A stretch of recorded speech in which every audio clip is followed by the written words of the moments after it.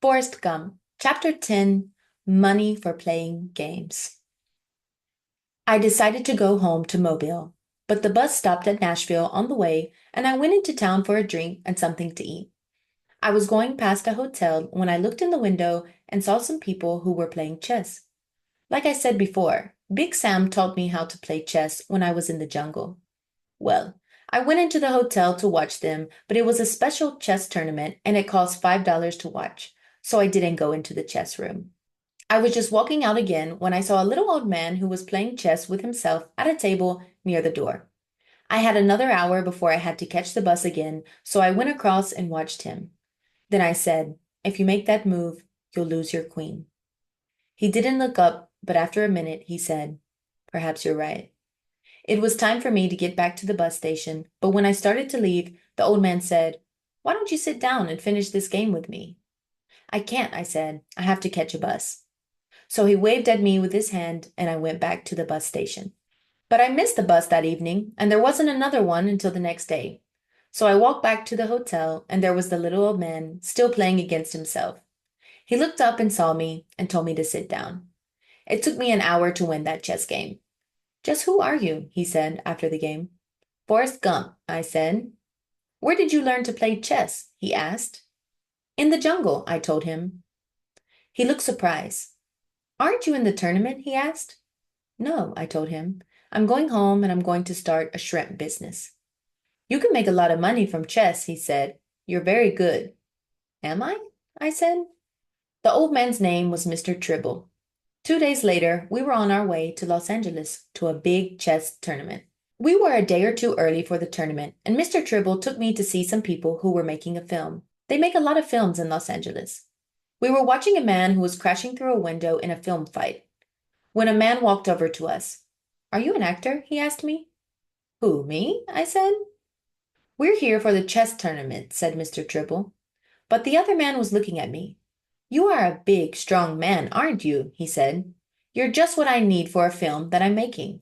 "My name is Felder. He has to play chess in a tournament tomorrow," said Mr. Tribble. "He hasn't got time to be an actor." "It won't take long," said Mr. Felder.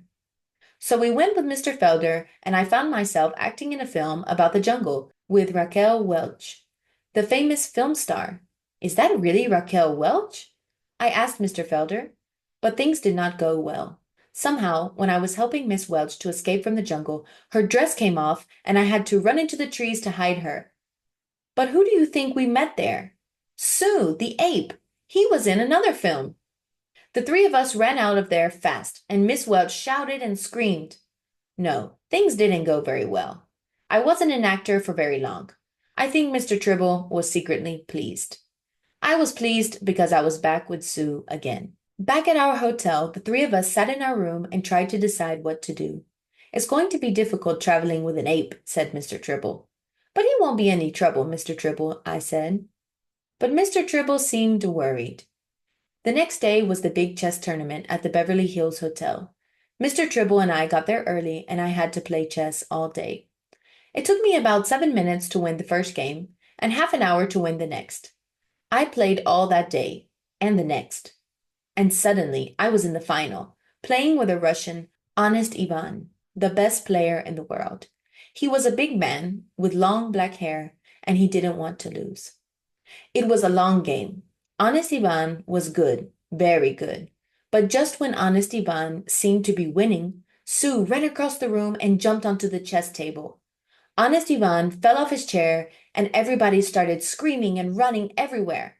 "Let's get out of here, Forrest," shouted Mr. Tribble. We got back to the hotel and hurried up to our room. "Forrest," said Mr. Tribble, "you're a wonderful chess player, but I never know what's going to happen next. Here's half of the money that you've won. It's almost $5,000. Take Sue back to Alabama with you and start your shrimp business." He shook my hand and gave me his address. "Write to me sometimes, Forrest. Good luck." That's the end of Chapter 10, Money for Playing Games. If you would like to know what happens in Chapter 11, please listen to the next episode. See you next time. Bye.